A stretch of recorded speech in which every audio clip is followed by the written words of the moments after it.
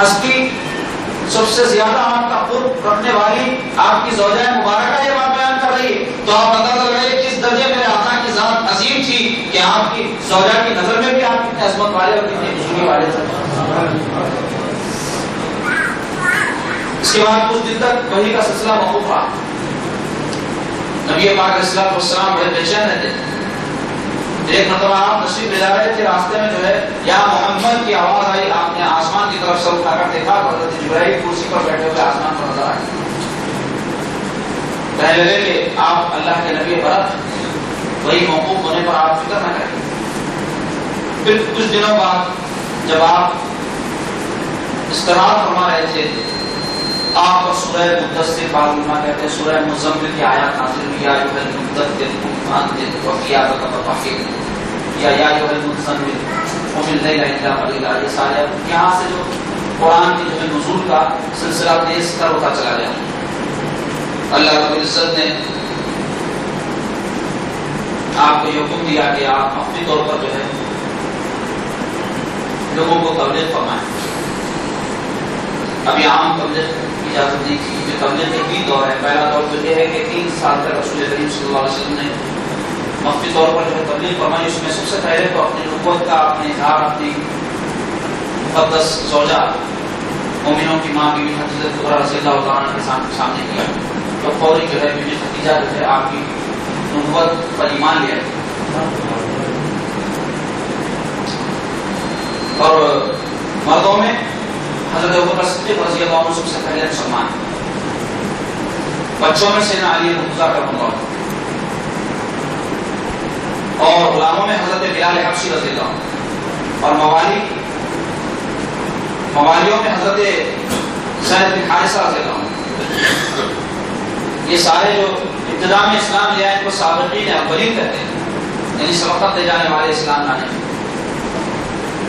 تو مخفی طور پر جو تبلیغ کا سلسلہ چل رہا تھا، اس کی وجہ یہ تھی کہ اظہار کرنے پر ان ایمان والوں کے ساتھ سختی کا معاملہ نہ کیا جائے، ان کو اذیتیں نہ پہنچائی جائے۔ یہ سرکار پاک پیش نظر رکھ کر ان کو اپنے جو ہے اسلام کو چھپانے کا حکم دیا۔ 3 سال تک جب یہ سلسلہ چلتا رہا، حکم ہوا وانذر عشیرتک الاقربین کہ محبوب صلی اللہ علیہ وسلم آپ اپنے قریبی رشتہ داروں کو جو ہے ڈرائیے جہنم کے عذاب سے، جو بت پرستی کرتے ہیں، جو شرک کرتے ہیں، ان کے انجام سے ان کو ڈرائیے۔ تو رسول پاک صلی اللہ علیہ وسلم کوہ صفا پر چڑھ کر اعلان فرمایا کہ یا معاشر قریش، اے فلاں فلاں قبیلے والوں، فلاں فلاں قبیلے والوں۔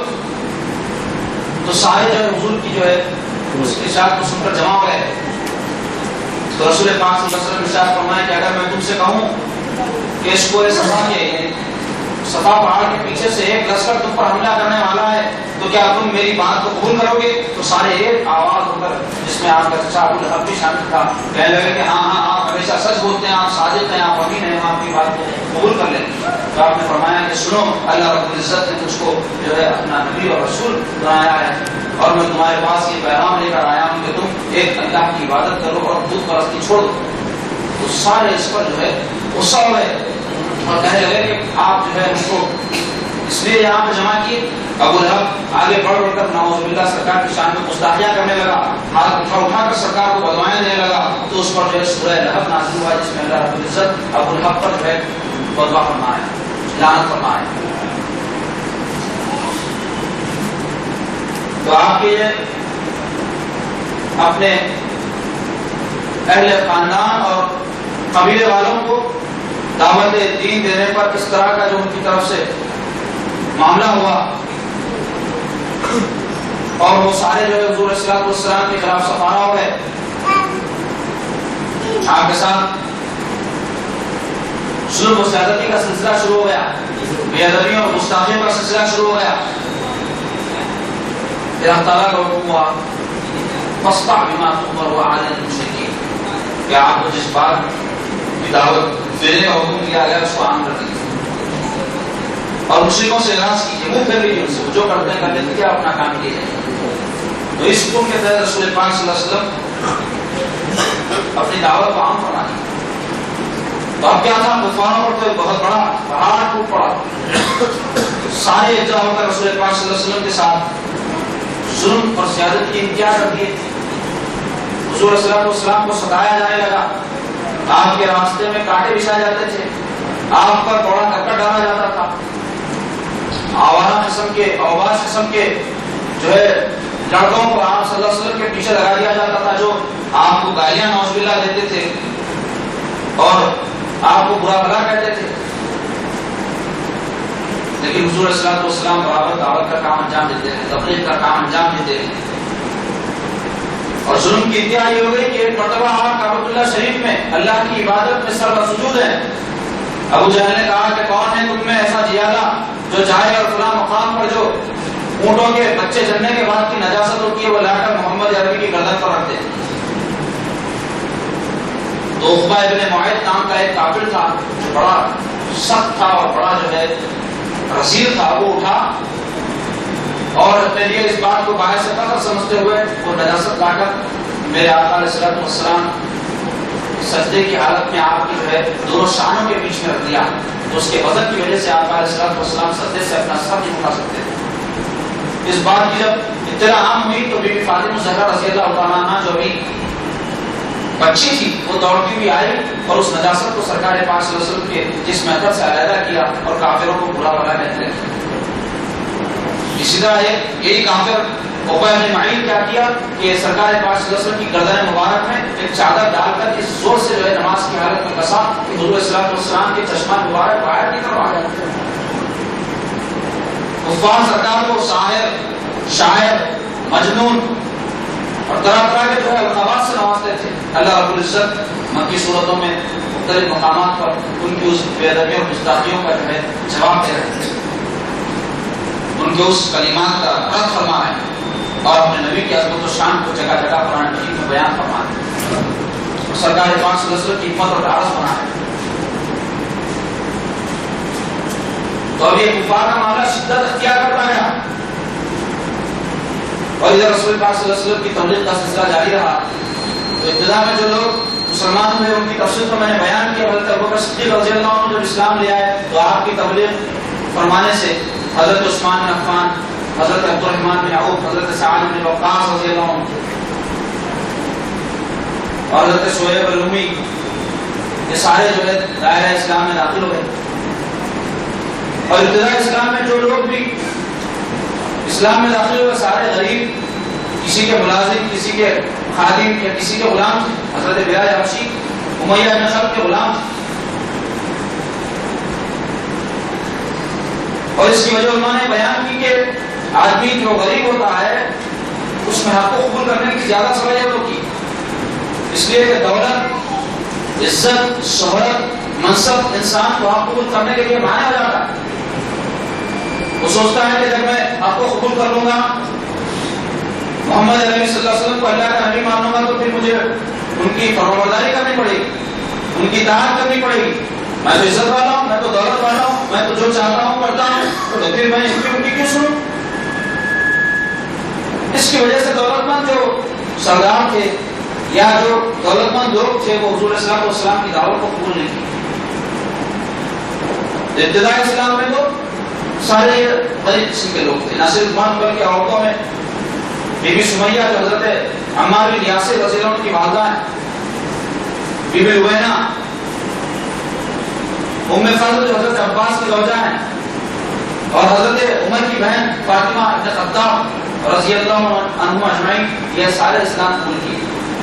حضرت ابو ذر غفاری، قبیلہ غفار ایک بہت زبردست قبیلہ تھا، اس کے فرد ہیں. ان کو خبر ملی کہ مکے میں محمد عربی صلی اللہ علیہ وسلم نام کے شخص نے نبوت کا دعویٰ کیا، اپنے بھائی کو بھیجا، جاؤ ذرا خبر لے کر آؤ یہ کیا معاملہ ہے. تو وہ آئے مکے میں، رسول پاک صلی اللہ علیہ وسلم سے ملاقات کی، حضور صلی اللہ علیہ وسلم کے معاملات کو دیکھا، جا کر اپنے بھائی سے بیان کیا، لیکن ان کو اطمینان نہیں ہوا. ایمان لانے کا معاملہ تھا، دین کی بات تھی، اہم ترین بات تھی، اس لیے خود اپنے طور پہ مطمئن ہونے کے لیے مکہ آئے. یہ بھی سوچا کہ میں اگر کسی سے پوچھوں تو وہ لوگ جو ہے میرے ساتھ زیادتیاں کر بیٹھیں. تو حرم شریف میں جاتے دن تمام گزارتے. ایک دن جو ہے حضرت علی رضی اللہ عنہ کی نظر ان پر پڑ گئی، دیکھا کہ مسافر نظر آتے ہیں، تو ان اللہ والوں کا طریقہ تھا کہ مسافروں کو جو ہے کھانا کھلاتے، تو اپنے ساتھ گھر لائے، کھانا وانا کھلایا، لیکن پوچھا نہیں کہ کیوں آئے، کہاں سے آئے۔ دوسرے دن بھی ایسے ہی معاملہ ہوا، تیسرے دن پوچھا کہ کس وقت سے آئے ہو، تو کہنے لگے کہ میں اس شخص سے ملنا چاہتا ہوں جس نے نبوت کا دعویٰ کیا ہے۔ حضرت علی کہنے لگے خاموش رہو، اگر کافروں کو پتہ لگ جائے گا تو تمہاری ہڈی پسلی کر دیں گے، میں تم کو ان سے ملاتا ہوں، تم میرے پیچھے پیچھے آؤ، اگر میں کہیں دیکھوں گا خطرہ ہے تو میں یا تو پیشاب کرنے لگ جاؤں گا یا اپنے جوتی کی ڈوری مارنے لگ جاؤں گا، تم میرے سے آگے نکل جانا۔ اس طرح وہ دربار رسالت میں پہنچ گئے۔ رسول پاک صلی اللہ علیہ وسلم نے ان کو قرآن مجید کی آیات پڑھ کر سنائی، جنہیں ہم کیا سمجھایا، توحید سمجھائی۔ اسی وقت سرکار پاک صلی اللہ علیہ وسلم پر ایمان لے آئے۔ ایمان لانے کے بعد میں کہنے لگے کہ محمد عربی صلی اللہ علیہ وسلم اسلام دین برات ہے، اور ابو ذر یہ بات پسند نہیں کرتا کہ حق کو قبول کرنے کے بعد خاموش رہے۔ کعبے میں جا کر علن اعلان کرنے لگے کہ میں محمد علی پر ایمان لے آیا، تو سارے کفار آپ پر ٹوٹ پڑے، آپ کو زردکوب کیا۔ پھر حضرت عباس رضی اللہ عنہ کی سزا دیکھ کر کہنے لگے کہ یہ قبیلہ غفار کا فرد ہے، اس کو اگر کچھ بھی ہو جائے گا تو تمہاری شام کی تجارت بند ہو جائے گی، کہ وہ قافلہ وہ جو قبیلہ ہے وہ تمہارے جو ہے شام کی تجارت کے راستے میں پڑتا ہے، تو اپنی تجارت کے نقصان پڑ جانے کے خوف سے ان کو چھوڑ دیا، ورنہ ان کو ہلاکی کر دیتے ان کی جسارت کی وجہ سے، ان کے اظہار حق کی وجہ سے۔ تو ابتدا میں ایسے یہ لوگ مسلمان ہوتے رہے، 30-35 کی تعداد ہو گئی، سلسلہ چلتا رہا، اور جو لوگ اسلام قبول کرتے اور کفار کو پتہ چلتا ان کو اذیت دی جاتی، ان کو ستایا جاتا۔ حضرت بلال رضی اللہ عنہ کو جو امیہ بن خلف کے غلام تھے، ان کا آقا اتنا سخت زردکوب کیا کرتا تھا کہ آپ کے جسم پھٹ کر خون جو ہے رستا، تپتی ہوئی ریت پر آپ کو برہنہ جسم کے ساتھ لگا دیتا تھا، آپ کے سینے پر وزنی پتھر رکھ دیتا تھا تاکہ آپ تپتی ہوئی ریت پر تکلیف اٹھاتے رہے اور کروٹ دینے کا بھی موقع ملے۔ حضرت ابوبکر صدیق رضی اللہ عنہ جو کافی دولت مند تھے، اسلام لانے سے قبل آپ نے جب حضرت بلال کے ساتھ یہ سختیاں دیکھی تو امیہ بن خلف سے جو ہے خرید کر حضرت بلال کو جو ہے آزاد کر دیا۔ جب سرکار کی خدمت میں پہنچے تو سرکار نے کہا کہ ابوبکر بلال کو خریدنے میں مجھے کچھ شریک نہیں کر لیا۔ کہا کہ سرکار میں نے جیسے ہی خریدا تھا میں نے ان کو جو ہے آزاد کر دیا، اب بلال بھی آپ کے در کا غلام ہے، ابوبکر بھی آپ کے در کا غلام ہے۔ اسی طرح حضرت صہیب رومی، ان کو بھی جو ہے آپ بھی ایک کافر کے یہاں ملازم تھے، ستایا گیا۔ حضرت خباب بن ارت رضی اللہ عنہ کو تو ایسی ایسی تکالیف دی گئی، حضرت عمر رضی اللہ عنہ کی خلافت کے زمانے میں حضرت عمر نے ان سے اسلام لانے پر جو تذکیریں ان کو دی گئی اس کے مطابق پوچھا تو انہوں نے اپنی پیٹھ اٹھا کر بتائی تو اس پر جو ہے پیٹھ پر گوشت کا نام نہیں تھا، ہڈیاں نظر آ رہی تھی، اور ان کو آگ پر جو ہے لٹا دیا جاتا تھا اور ان کی چربی اور گوشت پگھل کر آگ بجھتی تھی۔ اتنی اذیتیں ان کو دی گئی تھی صرف اس وجہ سے کہ وہ اللہ ہی کے کہتے تھے۔ حضرت سمیہ رضی اللہ تعالیٰ عنہ جو حضرت عمار بن یاسر صحابی رسول اللہ کی والدہ ہے، ان کے مقدس سیرت کی کتابوں میں آیا ہے کہ ابو جہل نے جو ہے ان کے اسلام لانے پر ان کی شرمگاہ میں برچھا مار کر ان کو شہید کر دیا۔